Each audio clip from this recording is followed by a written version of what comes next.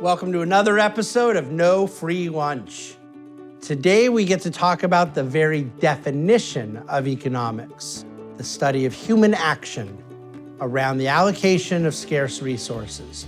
Human action is the definition of economics, and this is not an irrelevant point. This has profound implications to what we understand about the study of economics, the reach of economics, the objective, and in fact, how we go about applying economic thought. What's at stake when we define economics as the study of human action is whether or not we will concede to the notion of central planning as a superior means of stewarding the affairs of mankind.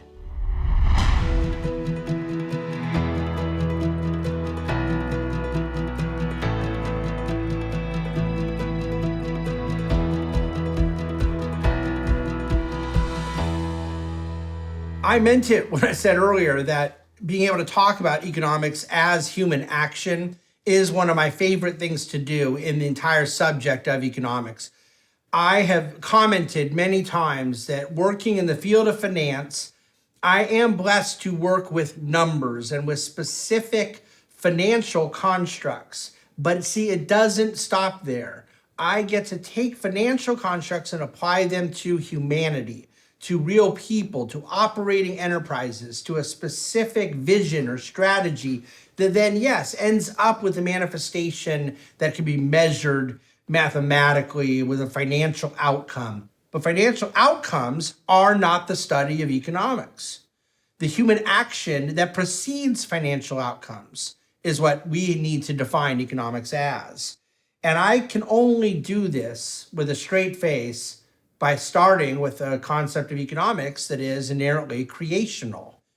Once I start understanding human action, and not in the evolutionary or Darwinian construct of mankind as an elevated animal, but with mankind as someone made in the image of God, I not only get to understand the special love and bond that God has to mankind, why he created man particularly special in his image with an entire redemptive plan and vision for man, I get to understand the uniquely economic attributes of man, these things that are particular in the material dimension.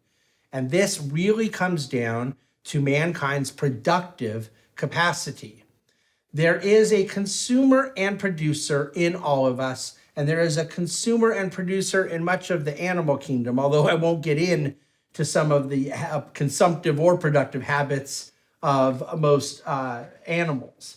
When we're talking about humans, it is their productive capacity that is most impressive. The great flaw of Keynesian economics, which has become the predominant sort of academic school of thought, and most definitely the predominant policy application of economics for about 80 years now, is centered around consumption.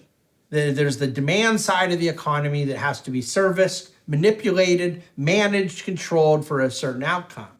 And there's a lot of flaws and fallacies, and there's certain parts that we could agree with, but there's various problems in that approach to modern economics.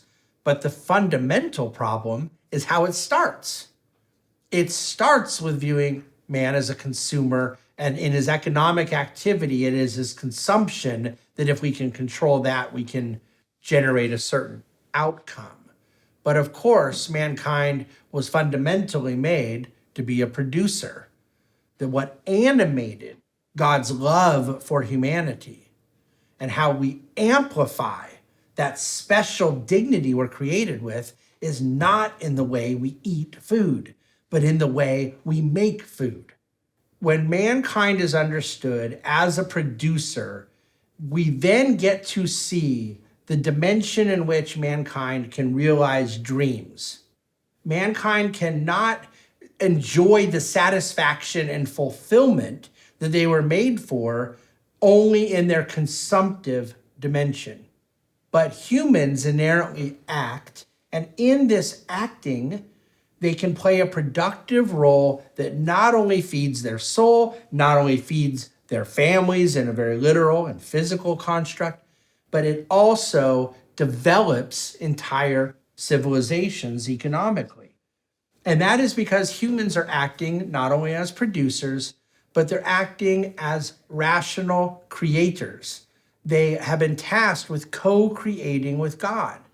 And this is the incredible thing that we have developed in history out of creation, this specialization. All people can play a role in their own sustenance. They do not have to live off of the state. They do not have to live off of somebody else. They can go produce to feed their consumption, to feed their own development, their fulfillment, indeed, their flourishing. Humans act freely. They act with purpose. We've already spoken to how humans act with a certain rationality and a high capacity for reason.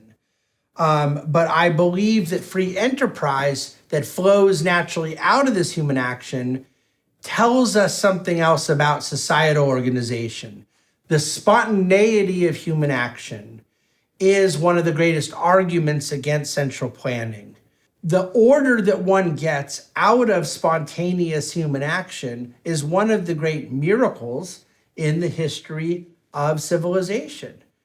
So this understanding of human action becomes a framework not only for the anthropology of economics, the way in which God interacts with his creation, with mankind, the special purpose, the special dignity, the special commandment that he gave to humans. Yes, humans act, that's a description, but also humans act, that's a prescription, a commandment, a mandate. Mankind was tasked to be a co-creator with God. Now, God created the raw material. Mankind can't do that. Okay, man cannot do what only God can do. So you don't need to worry. There is nothing idolatrous about what I'm saying, but I am saying something very theological and I believe non-controversial, even though it's profound. It isn't controversial. Mankind was tasked with co-creating with God, in that God created the raw material so that mankind could create solutions to the needs of humanity, that he could create the growth opportunities that address the challenges of scarcity. This is human action. He created mankind with a capacity for a lot of great things, but he created mankind fundamentally to act, which is to co-create with him, solving for the needs of humanity. This is the very definition of economics. Well, I'm very pleased to welcome our next guest to No Free Lunch. He has been a guest with me before on the Capitol Record podcast that I host. He's become a friend, a thought leader who I value very much, a Christian intellectual with much to say about engagement in the public square, has a high degree of economic proficiency, and our guest today is Dr. Hunter Baker, who currently serves at Union University in Jackson, Tennessee, and he will be our next guest here on No Free Lunch. Welcome, Hunter Baker. Hi there, happy to be here.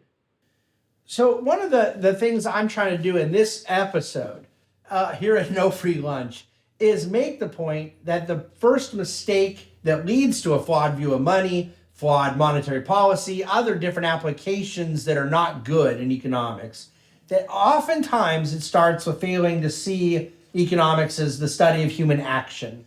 So I guess I'm wondering if our worldview of economics is too individualist, or is there room for a collective understanding without going full-blown socialist or Marxist? But where does that kind of tension between collectivist and individualist come together for your worldview? Well, I would say this. I mean, to me, the individual is, in a sense, more real than the collective. Individuals do things, individuals labor, individuals think up things, dream things. So to me, there's a sense in which the individual is the primary unit as opposed to the collective. Now, Aristotle makes a nice point that actually the procreative pair is the central unit, because without the procreative pair, society has no future. It cannot project itself forward. But that's another thing that we sort of have lost. Yes. lost their relationship to. Yeah. But the individuals, the collective is something that I guess it's almost like money in the sense that the collective is something that we engage in, that we create in a sense. We choose to come together, right? I mean, that's the way Aristotle outlines it, is that you start with the individual, then the pair, then the family, then the group of families, and then the city, basically. And we do this because of things like the division of labor, right? That if I wanted to build a house entirely by myself, you just think about how long and how difficult that would be versus if I ally myself with a group of people and we kind of conceive a way to divide that labor and to specialize in different things, we can achieve so much more. But that is all done, right, out of the initiative of individuals and not something that is imposed from the top down. And really, I would say, if we've had a century that demonstrated this better than any other one, it was the 20th century. Sure. The 20th century is kind of the collectivist century par excellence in terms of the idea of what we can do. And I think that we sort of ran the test there, and we saw that the free societies focused on the individual did a lot better than the ones that focused on the collective. What do you say to those who say, well, if the 20th century was a repudiation of central planning and collectivism, the 21st century has been a repudiation of free enterprise, of radical free market orthodoxy, of individualism? I make this point all the time. We averaged 3.1% real GDP growth for 60 years. We're now into our 14th year of real GDP growth being half of that. So we can't blame all of it on COVID. We can't blame all of it on the financial crisis. There's been a structural decline in real GDP growth. Make the case that isn't the fault of free enterprise. Well, somewhere in there you used the phrase radical free market orthodoxy. Yeah. And I mean, I think you and I both know that we haven't been anywhere close to radical free market orthodoxy. That's right. We continue to almost instinctively believe that we're better off with the government guiding things, controlling things, coordinating things. But all I can say is that it's clear to me that if I look at some examples that the free market works better. For example, those of us who are old enough, we remember what things were like when basically there was a Bell telephone monopoly versus the way things are now. There's no question that we're far better off and have amazing advancements. And I think there's even evidence that when Bell was a monopoly that they were holding back some of the advancements. We think about the airplane industry and when it was thoroughly regulated and how much it would likely cost to fly right now if it were still the way it was back in those days.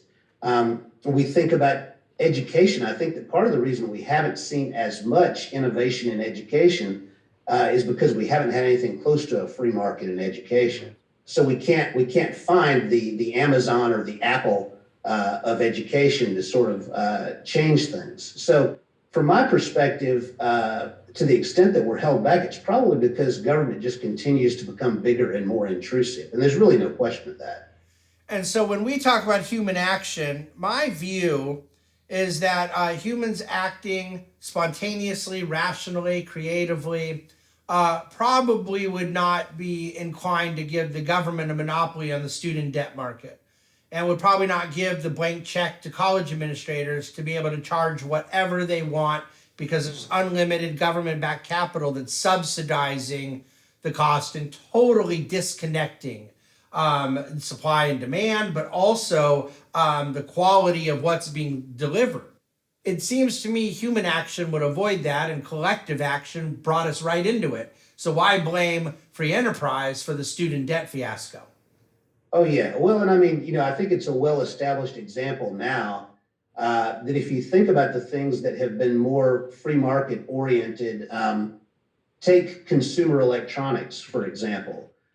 If I compare the laptop that I can have now for very little money versus the one that I paid for back when I was in law school, that was a lot of money and very little functionality, the change is amazing.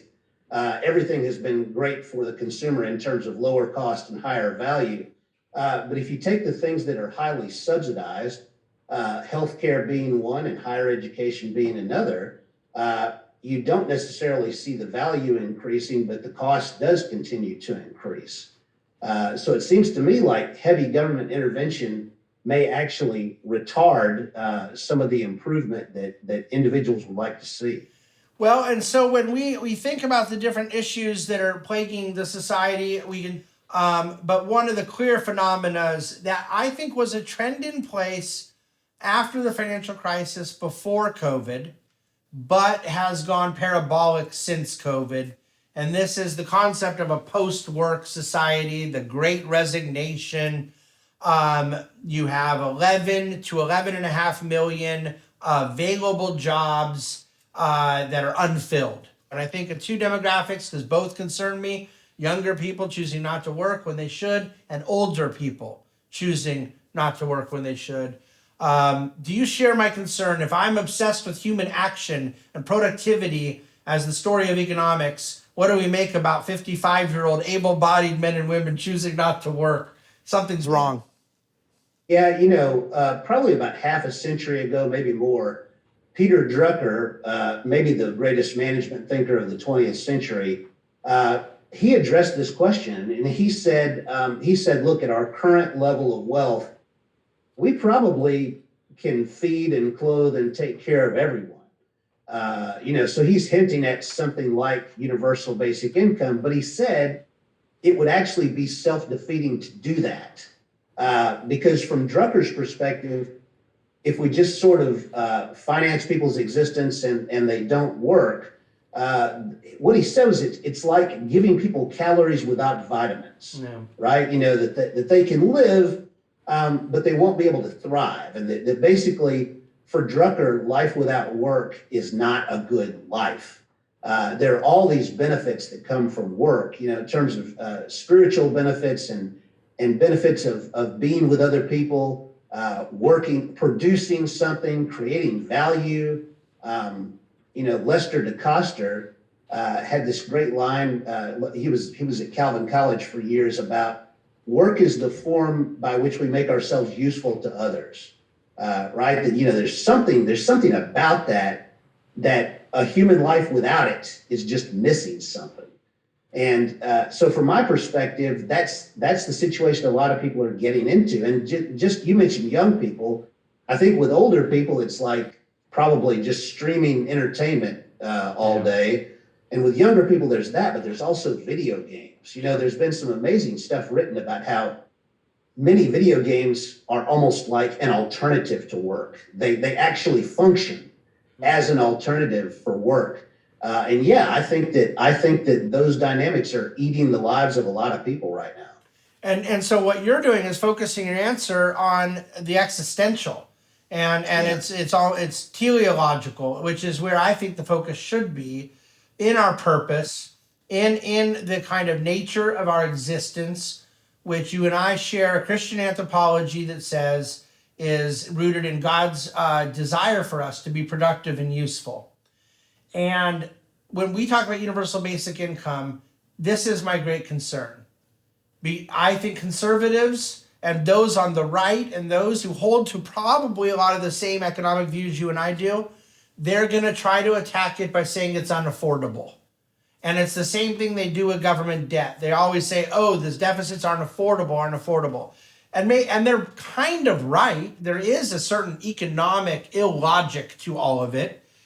But that is not the primary argument against it. And that argument has no animation or amplification behind it.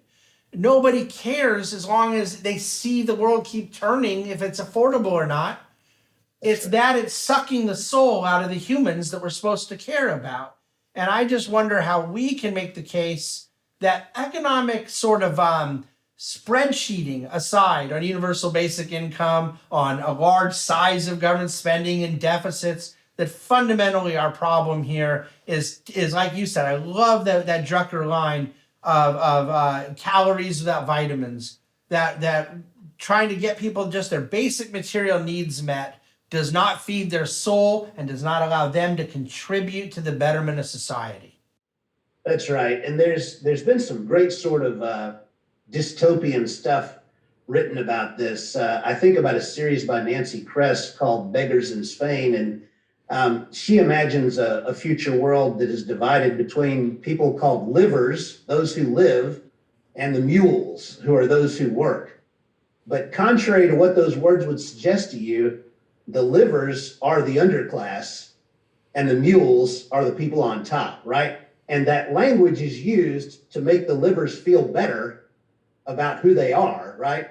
But actually, what you want to be in that society is a mule, because to have work, right, to have a function, that's actually the high status part of living, And I mean, and I think that a lot of people, especially in the underclass, have the idea that the thing to do is to avoid work, to escape work, not understanding that that's actually kind of a treasure, something that will actually improve your life.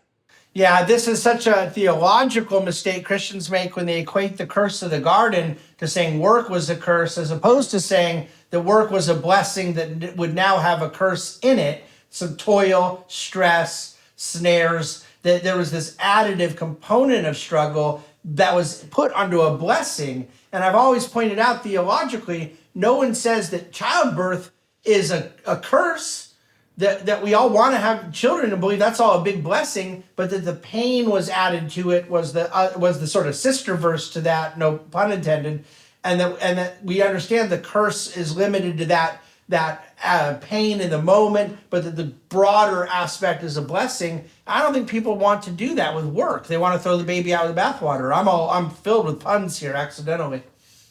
It's funny, actually, the headmaster at my kid's school sent out an apology this week because he said for years he had been teaching that work was like a result of the fall, right?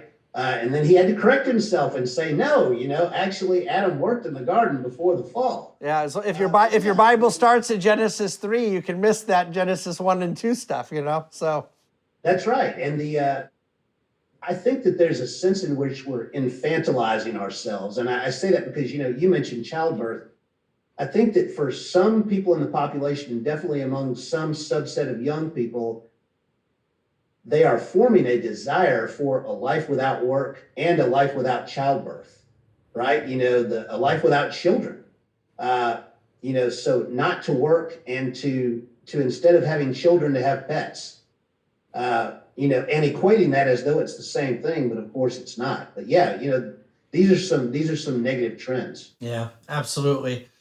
Well, in the meantime, I think that fighting against those trends comes down to us continuing to make the case for a free and virtuous society.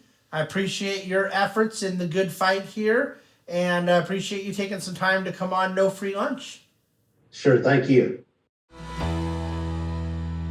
There's going to be a lot more to unpack in No Free Lunch about human action. It becomes foundational to so many of the other places we're going to go, but I wanted to set human action as the definition of economics, because once we understand this, the interventions, regulations, controls, red tape that so often become a part of economic life become a nuisance. They become unnecessary, or they at least become something necessary for greater thought and understanding. I want the idea of an economy where humans can act with spontaneity, they can associate, cooperate, and ultimately cultivate the way God called them to do. It's out of the creative and free capacity of humanity that is not living in servitude, but rather living in a free environment to act, that we can not only move forward with economic growth, that we can faithfully co-create and develop these great economic progresses that have been so meaningful in civilization, but ultimately continue our path towards the aim of economics, human flourishing.